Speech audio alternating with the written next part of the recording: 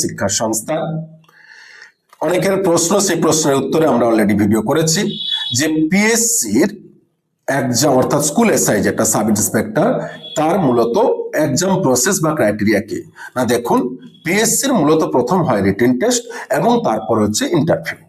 তবে রিটেন টেস্টের যেটা নিউ গেজেট এখনো পর্যন্ত দেয়নি, কিন্তু ওল্ড যেটা 2018 লাস্ট রিক্রুট হয়েছে সেই অনুযায়ী সেখানে ছিল কি না 100 কোশ্চেনের 100 প্রশ্নের অলরেডি রিটেন এক্সাম, আর তারপরে যারা ক্লিয়ার করেছে, স্কোর ভালো করেছে, সেই অনুযায়ী কিন্তু ইন্টারভিউতে ডাক পেয়েছে এবং তারপরে চাকরি।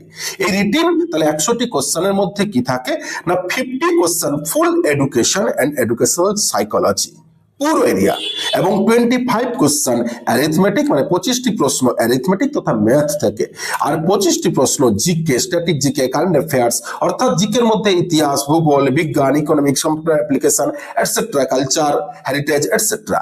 অর্থাৎ যদি আপনার পিএসসির স্কুল এসআই আপনার লক্ষ্য থাকে, তাহলে আপনি যদি এডুকেশনের স্টুডেন্ট হন তাহলে আপনাকে ফুল প্রস্তুতি নিতে হবে ম্যাথ এবং জিকের জন্য। আর যদি আপনি সায়েন্সের স্টুডেন্ট হয়ে থাকেন তাহলে আপনার ম্যাথ অ্যাডভান্টেজ, কিন্তু এডুকেশন আপনাকে অলরেডি প্রবলেম করতে পারে, তাহলে এডুকেশনের জন্য এখন থেকে প্রস্তুতি শুরু করুন।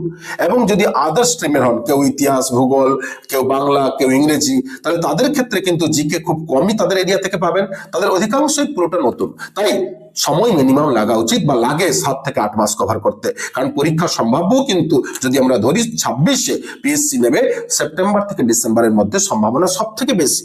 তাই প্রস্তুতি শুরু করুন আজ থেকে, দেরি করবেন না। ধন্যবাদ।